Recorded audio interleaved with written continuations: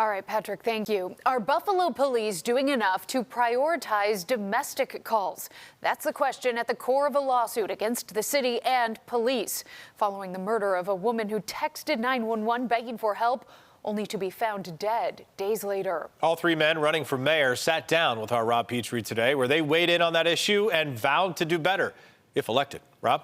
Yeah, that's absolutely right, Dave and Kelsey. How are domestic calls prioritized, and what could be done to put more of a focus on them in Buffalo? That's what I sat down to talk about with the three candidates who are vying to be Buffalo's next mayor. You know, once domestic violence is in your household, the chances of being a victim of a murder just goes up tremendously. Then we're going to develop a plan for that, so that we can be more responsive in cases like domestic violence. You know, there seems to have been some level of failure here somewhere along the line. The time that it takes law enforcement to respond to domestic-related calls and how they handle it when they get there can sometimes mean the difference between life or death.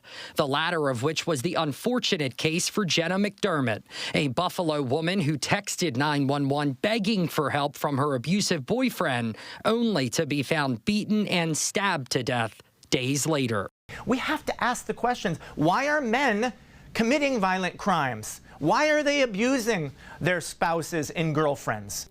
McDermott's sister was the one who found her mangled body. She since filed a lawsuit suing the city of Buffalo and its police. The lawsuit cites data alleging the median response time for Buffalo police domestic trouble calls is 47 minutes, much higher than calls that are not domestic related. You need to take these domestic violence calls so seriously, because the triggers are already there. Like, the warnings are already there. To what extent, if any, police took that night to try and help McDermott remains unclear. Our attempts to sit down for an interview with acting Mayor Chris Scanlon and Buffalo Police Commissioner Alfonso Wright to talk about the response to domestic calls have been unsuccessful. As for the lawsuit, the city says it cannot comment on pending litigation. I don't think our mayor was as proactive and focused on the root causes as we need to be. It's a lot of the politics as usual. This is sort of how City Hall has always sort of operated, which is sort of under this veil of secrecy. Transparency is so important, because if you hide something, it doesn't mean it didn't happen, right? You got to get it out there.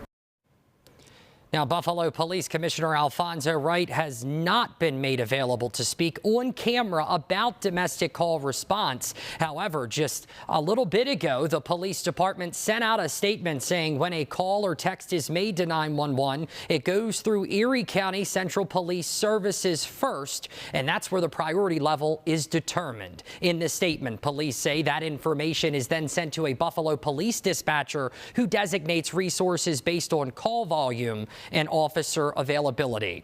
Now, we also reached out to Erie County, who broke down how the decision is made to categorize those calls. We'll have more information on that in the story up on our website, WIVB.com. Reporting live here in studio, Rob Petrie, News 4.